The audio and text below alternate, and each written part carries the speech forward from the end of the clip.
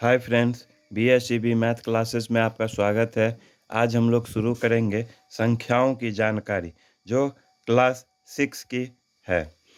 आज हम समझेंगे सबसे पहले प्राकृतिक संख्या या प्राकृत संख्या, नेचुरल नंबर्स। ठीक है, तो हम क्या कहेंगे? गिनती की सभी संख्याओं को प्राकृतिक संख्या कहते हैं और प्राकृतिक संख्या को हम एन से डिनोटेट करते हैं। किससे करते हैं? कैपिटल एन से। और एक दो तीन चार इसके हम उदाहरण से जान सकते हैं। इसे हम एन से सूचित करते हैं। किससे करते हैं?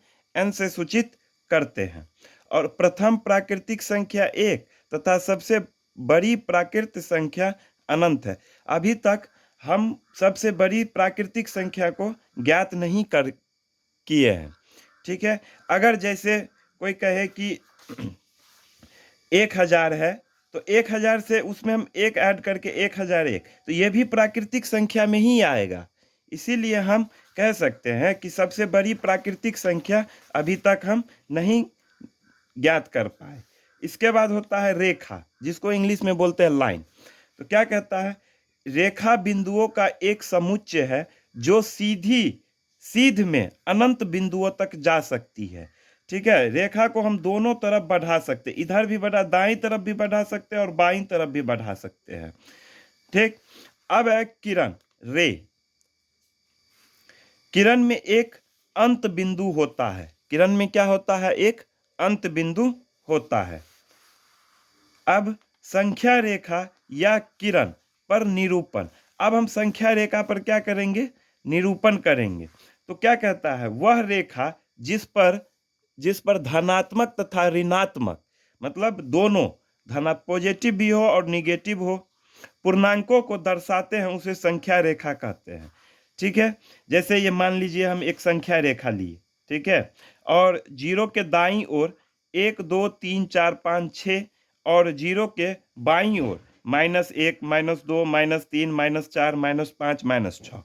तो जीरो के दाईं ओर जो होगा ये धनात्मक होगा। क्या होगा? धनात्मक होगा। और जीरो के बाईं ओर जो होगा वो क्या होगा? ऋणात्मक होगा। इधर दाईं ओर क्या होगा? धनात्मक। धनात्मक संख्या जीरो के दाईं ओर, और जीरो के बाईं ओर क्या होगा? ऋणात्मक। ऋणात्मक संख्या। तो हम कह सकते हैं, तो उसे हम ऋणात्मक पूर्णांकों को दर्शाते हैं। ठीक है, अब शून्य के बाईं ओर ऋणात्मक संख्या होती है और जबकि दाईं ओर धनात्मक संख्या होती है। अब हम पूर्ण संख्या के बारे में देखेंगे। होल नंबर क्या कहता है? पूर्ण संख्या, होल नंबर। जीरो से अनंत तक सभी धनात्मक प्राकृतिक संख्या पूर्ण संख्या कहलाती है। या इसको हम ऐसे भी बोल सकते हैं कि प्राकृतिक संख्या में शून्य शामिल कर देने पर प्राकृत संख्या में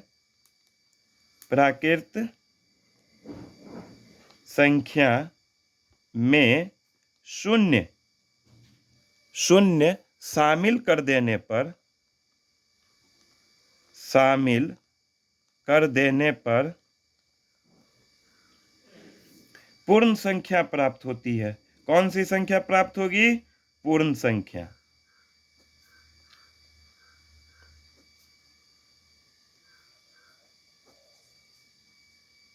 प्राप्त होती है। जैसे देखिए, जीरो जीरो जीरो हो गया हमारा होल नंबर, और 1 2 3 4 5 6 यहाँ कहाँ तक जाएगी? अनंत तक। तो जीरो से अनंत तक की संख्या को हम क्या कहेंगे? पूर्ण संख्या कहेंगे। ठीक है, चलिए अब आगे समझते हैं। नोट करके एक दो बात समझ लेते हैं। सबसे छोटी प्राकृतिक संख्या एक है। कौन सी है? एक है। और सबसे छोटी पूर्ण संख्या जीरो है। कौन सी है? जीरो है। जीरो को छोड़कर प्रत्येक पूर्ण संख्या एक प्राकृतिक संख्या है। तो जीरो क्या हो जाएगा फिर? हमारा होल नंबर, यानी कि पूर्ण संख्या हो जाएगी। ठीक है, चलिए अब समझते हैं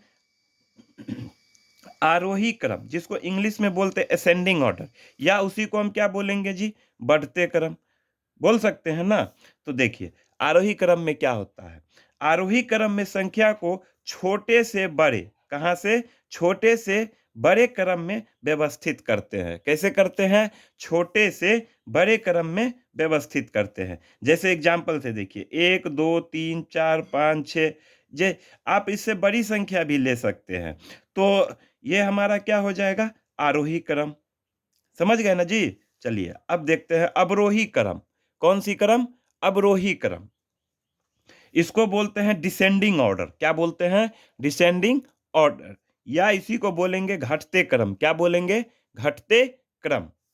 तो इसमें, यानी कि इसमें का अर्थ क्या हो गया? अवरोही क्रम।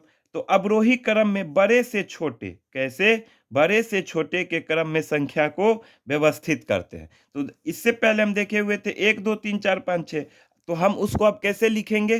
6 5 4 3 2 1। तो ये अवरोही क्रम का एग्जाम्पल हो गया। समझ गए ना जी? या आप इसको, कोई संख्या है मान लीजिए, तो हम इसको ऐसे लिखेंगे, जैसे 98 हो गया, 97 हो गया, 95 हो गया। ठीक है? तो इसी तरीका से हम लिख सकते हैं। तो ये अवरोही क्रम हो गया। कौन सा क्रम हो गया? अवरोही क्रम हो गया।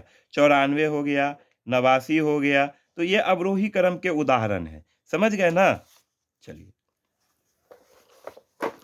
अब समझते हैं परवर्ती संख्या, जिसको इंग्लिश में बोलते हैं सक्सेसर। क्या बोलते हैं जी? सक्सेसर। तो क्या कहता है? किसी प्राकृतिक संख्या के ठीक बाद आने वाली संख्या को उसकी परवर्ती संख्या कहते हैं। क्या कहते हैं? उसकी परवर्ती संख्या कहते हैं। तो इसका क्या होगा? दी हुई संख्या की परवर्ती संख्या, और क्या हो जाएगा? दी हुई संख्या प्लस 1। कहने का मतलब है कि सक्सेसर यानी कि परवर्ती संख्या में जो संख्या दिया हुआ है उसमें हम एक जोड़ करके उससे अगली वाली संख्या यानी कि परवर्ती संख्या निकल जाएगा। जैसे क्या होगा? 9527 है, तो ये दी हुई संख्या है। कौन सी संख्या है? दी हुई संख्या। ठीक है? अब उसमें हम क्या करेंगे? एक जोड़ना है, तो जोड़ेंगे तो क्या हो जाएगा? 9528। तो ये 9528 जो आया है वो परवर्ती संख्या हो गया, यानी कि सक्सेसर हो गया। ठीक है? चलिए अब आगे बढ़ते हैं। पूर्ववर्ती। ठीक है? पूर्ववर्ती संख्या, जिसको इंग्लिश में बोलते हैं प्रीडेसर्स नंबर। क्या बोलते हैं जी? प्रीडेसर्स नंबर, यानी कि पूर्ववर्ती संख्या। तो किसी प्राकृतिक संख्या के ठीक पहले आने वाली संख्या को पूर्ववर्ती संख्या कहते हैं। क्या कहते हैं? पूर्ववर्ती संख्या।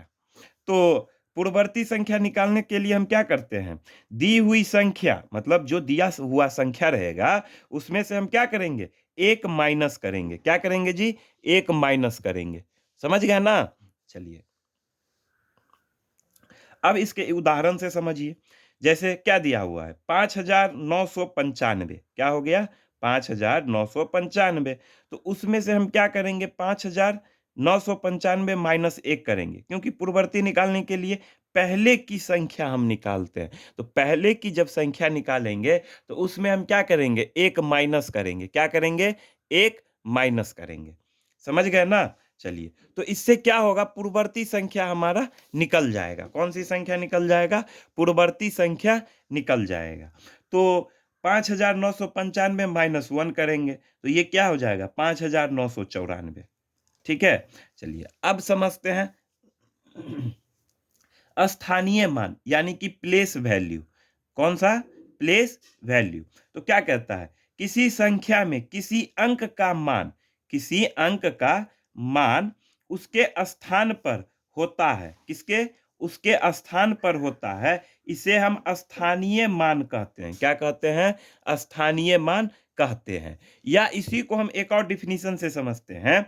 स्थानीय मान किसी संख्या में अंक के स्थान, कहाँ? अंक के स्थान के अनुसार उसका मान होता है। क्या होता है? अंक के अनुसार उसका मान होता है। तो हम सबसे छोटा यूनिट से पढ़ना शुरू करते हैं, यानी कि तो क्या होगा? सबसे छोटे तरफ से तो इकाई, दहाई, सैकड़ा, हजार। ठीक है? हजार के बाद क्या होता है? 10,000, 10,000 के बाद लाख, 10 लाख, करोड़, 10 करोड़। तो हम यहाँ तक पढ़ते हैं, मतलब इससे आगे भी आप लोग ले सकते हैं। तो सबसे छोटा क्या होता है? इकाई, दहाई, सैकड़ा, हजार, 10,000, लाख, 10 लाख, करोड़। तो उसके अंक के स्थान, कहाँ? अंक के स्थान के अनुसार उसका मान होता है। समझ गए ना? तो हम उसको क्या बोलेंगे? स्थानीय मान, यानी कि प्लेस वैल्यू। ठीक है? अब देखिए, जैसे स्थानीय मान हम जो निकालेंगे, तो ये है 84,562, ठीक है? यानी कि 84,562 का जब हम स्थानीय मान निकालेंगे, प्लेस वैल्यू निकालेंगे, तो देखिए इधर क्या है, मतलब दाईं ओर सबसे क्या है, 2 है, 2 है, तो 2 है, तो 2 का स्थानीय मान 2 ही होगा, क्योंकि ये इकाई के स्थान पर है। किसके स्थान पर है? इकाई के स्थान पे। अब हो गया 6, 2 के बाद है 6, तो ये हम इधर दाईं तरफ से पढ़ते हैं ना, इकाई, इकाई, इसको क्या बोलेंगे? इकाई। क्या बोलेंगे? इकाई। इसके बाद क्या होगा? दहाई। इसके बाद क्या होगा? सैकड़ा। सैकड़ा के बाद क्या होगा जी? हजार। हजार के बाद क्या होगा? 10,000। 10,000। चलिए, तो ये क्या हो गया? इकाई, तो 2 इकाई हो जाएगा। इसके बाद 60 है, कितना है? 60, तो 60 दहाई। इसके बाद 500, यानी कि सैकड़ा हो जाएगा। और 4,000, ये 4,000 है ना, तो ये हजार हो जाएगा। और ये 80,000 हो जाएगा, यानी कि 10,000 समथिंग के आसपास आता है, 10,000 में ही आता है, तो 80,000 हो जाएगा ये। तो क्या कहा? किसी संख्या में इकाई के स्थान, इकाई, दहाई, सैकड़ा, ये होता है, ठीक है, स्थानीय मान में। और दाईं तरफ से हम पढ़ना शुरू करते हैं, ठीक है। चलिए, अब हम देखेंगे अंकित मान। ये आपके बुक में नहीं है, हम एक्स्ट्रा तौर से लिख दिए हैं, ठीक है। तो अंकित मान या जातीय मान क्या होता है? अंकित मान या उसी का दूसरा नाम क्या हम बोल सकते हैं? जातीय मान। इंग्लिश में उसको बोलते हैं फेस वैल्यू। क्या बोलते हैं जी? Face value. अब देखिए अंकित मान में क्या होता है। अंकित मान किसी मान का वह मान होता है जो संख्या में उसके स्थान पर निर्भर करता है। क्या करता है जी? स्थान पर निर्भर नहीं करता, बल्कि वह अंक का मूल मान होता है। क्या होता है? अंकित, बल्कि अंक का मूल मान होता है, ठीक है। अब जैसे देखिए, एक बार और समझ लीजिए क्या कहते हैं। अंकित मान किसी मान का वह मान होता है जो संख्या में उसके स्थान पर निर्भर नहीं करता, मतलब संख्या में उसके स्थान पर निर्भर नहीं करता, बल्कि अंक का मूल मान होता है। क्या होता है? मूल मान होता है। अब जैसे देखिए 5,432, अगर मान लीजिए हमको इसमें कहा गया 4 का, किसका कहा गया? 4 का अंकित मान कहा गया, तो 4 ही होगा। तो इसका अंक का मूल मान यही ना हुआ जी। अब फिर कहेगा 3 का, तो 3 का अंकित मान कहेगा निकालने के लिए, तो 3 ही होगा। क्यों? कि उसका मूल मान है, वह उसके स्थान पर निर्भर नहीं करता है, इसलिए उसका क्या हो गया? अंकित मान हो गया। समझ गए? चलिए, अब देखिए 5 का कहेगा जैसे, तो 5 का अंकित मान क्या हो जाएगा? 5 ही होगा। समझ गए ना? चलिए, अब आगे बढ़ते हैं। बड़ी संख्याएं लिखना और पढ़ना, ठीक है। तो उसमें सबसे पहले आता है इंडियन सिस्टम, यानी कि भारतीय पद्धति। क्या बोलते हैं इसको? इंडियन सिस्टम को भारतीय पद्धति। अब देखिए, भारतीय अंकन पद्धति में संख्याओं को पढ़ने, किसको? संख्याओं को पढ़ने के लिए हम अंकों के इकाई, क्या करते हैं? इकाई, दहाई और सैकड़ा, हजार इत्यादि में समूहित करते हैं, ठीक है। तो हम उसको क्या करते हैं? समूहित करते हैं। किस किस में? इकाई में, दहाई में, सैकड़ा में, हजार में, इत्यादि में समूहित करते हैं। क्या करते हैं? समूहित करते हैं। फिर इन समूहों को अलग अलग पढ़ते हैं। क्या करते हैं? अलग अलग पढ़ते हैं। अब जैसे देखिए, इकाई हो गया, दहाई हो गया, फिर क्या हो गया? सैकड़ा हो गया, हजार हो गया, 10,000 हो गया। तो हम इसको अलग अलग फिर करेंगे, ठीक है। तो चलिए आगे देखते हैं। फिर क्या होता है? इकाई, दहाई, सैकड़ा। तो ये क्या हुआ? ये सबसे छोटे समूह हैं। क्या है? सबसे छोटे समूह जो दाईं ओर से शुरू होते हैं। किधर से शुरू होता है जी? दाईं ओर से। तो दाईं ओर आप लोग समझते हैं, ठीक है। चलिए, अब इसमें एग्जाम्पल से समझिए, ठीक है। तो देखिए इधर ये दिया हुआ है, पहले हम इधर से देखते हैं। 89 दिया हुआ है, 32 दिया हुआ है, 17, 84, दो दो अंक करके पढ़े हैं। तो अब हम इसको क्या करेंगे? अलग अलग करेंगे, ठीक है। तो दाईं तरफ से किधर से, दाईं ओर से शुरू करते हैं, यही ना होता है जी इंडियन सिस्टम में। तो ये क्या होगा, इकाई, दहाई, सैकड़ा, ठीक है। और कॉमा का यूज करते हैं, किसका यूज करते हैं, कॉमा का यूज करते हैं। अब देखिए सैकड़ा हो गया, हजार, 10,000, लाख, 10 लाख, करोड़। तो अब इसको पढ़ेंगे भी हम कैसे, तो 8,93,21,784, समझ गए ना। इसको कैसे पढ़ेंगे फिर हम, 8,93,21,784, समझ गए। तो ये कॉमा हुआ। और हम दाईं तरफ से, पहले तो हम दाईं तरफ से 3 अंक कॉमा लेते, फिर 2-2 अंक करके कॉमा लेते हैं, ठीक है। और जो बच जाता है उसको हम एक भी ले, अलग भी ले सकते हैं, यानी कि सिंगल रूप में भी ले सकते हैं, ठीक है। चलिए अब देखते हैं अंतरराष्ट्रीय सिस्टम, इंटरनेशनल, इंटरनेशनल सिस्टम, अंतरराष्ट्रीय पद्धति। क्या होगा, अंतरराष्ट्रीय पद्धति। देखिए, तो अंतरराष्ट्रीय संख्या प्रणाली में हर 3 अंक के बाद क्या होता है, हर 3 अंक के बाद अल्प विराम, अल्प विराम का अर्थ होता है कॉमा, क्या होता है जी, कॉमा, ऐसे जो हम लोग लगाते हैं, ये कॉमा का संकेत हुआ, ठीक है। तो कॉमा, अल्प विराम लगाया जाता है जो दाईं ओर से शुरू होता है। अब क्या होता है, तो हम इंडियन सिस्टम में पहले 3 अंक, फिर 2-2 अंक करके लेते थे, लेकिन अब इंटरनेशनल सिस्टम में हम हर 3 अंक पे कॉमा लेंगे, समझ गए। तो दाईं ओर से इधर भी शुरू होगा, इंटरनेशनल सिस्टम में भी दाईं ओर से शुरू करेंगे ना। चलिए अब जैसे देखिए वही एग्जाम्पल लिए, 89, 321, 784, ये तो हमारा एक साथ हो गया। अब जब हम इसको अलग अलग करेंगे तो 784, तीन को हम क्या बोले थे कि 3 अंक के बाद हम अल्प विराम लगाते हैं, क्या लगाते हैं, 3 अंक के बाद अल्प विराम लगाते हैं। तो दाईं ओर से शुरू करेंगे, किधर से शुरू करेंगे, दाईं ओर से। तो इकाई, दहाई, सैकड़ा, ठीक है। फिर हम क्या करेंगे, 1000, 10,000, 100,000, ठीक है। अब क्या हो जाएगा, मिलियन, 10 मिलियन। तो ये हमारा क्या हो गया, इंटरनेशनल सिस्टम में आ गया, समझ गए ना। चलिए अब थोड़ा हम समझ लेते हैं, नोट करके कुछ बात हम देख लेते हैं। तो क्या कहते हैं, सबसे बड़ी प्राकृतिक संख्या अभी तक ज्ञात नहीं किया गया है। हम शुरू में भी बोले हुए थे कि छोटी प्राकृतिक संख्या तो एक है, लेकिन अगर कोई कहे कि हम सबसे बड़ी प्राकृतिक संख्या बताओ, तो हम क्या कहेंगे कि बड़ी प्राकृतिक संख्या अभी तक ज्ञात नहीं किया गया है, ठीक है। बड़ी प्राकृतिक संख्या अभी तक ज्ञात नहीं किया गया है, समझ रहे हैं ना। अब देखिए ये संकेत, ठीक है। तो ये क्या हो गया, अब ऐसे करके लगा हुआ है, इधर की तरफ है, तो ये क्या हो गया, बड़ा हो गया, ठीक है। अगर इसके एग्जाम्पल से समझे तो क्या हो गया, 4 और 3 लिखा हुआ, तो इसके तरफ है, यानी कि 3 4 से बड़ा है, वही होगा ना, क्या होगा, 3 4 से बड़ा है।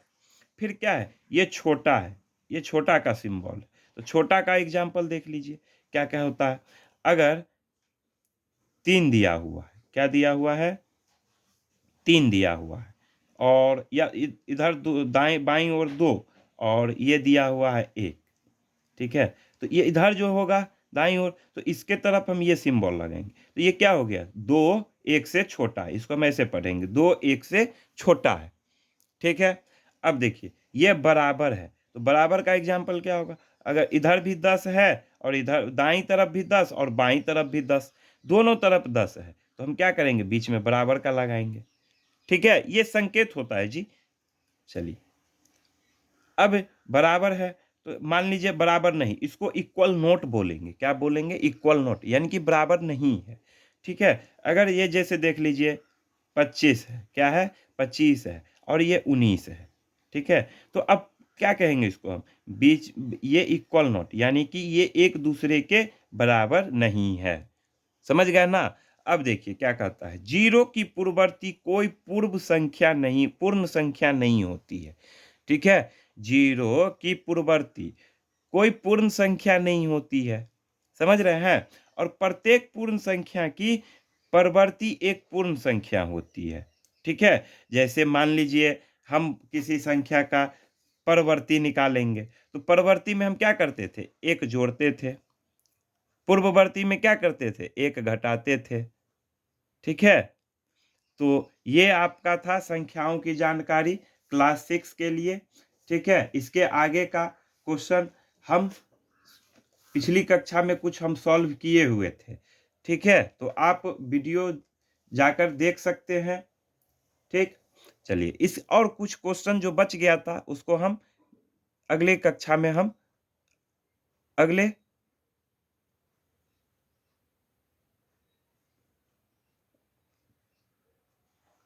अगले क्लास में हम सॉल्व करेंगे। कुछ क्वेश्चन जो बच गया था उसको हम अगले क्लास में सॉल्व करेंगे। ठीक है, चलिए वीडियो देखने के लिए धन्यवाद। इसके आगे का क्वेश्चन हम लोग नेक्स्ट क्लास में सॉल्व करेंगे। तो ये था आपका संख्याओं की जानकारी के बारे में।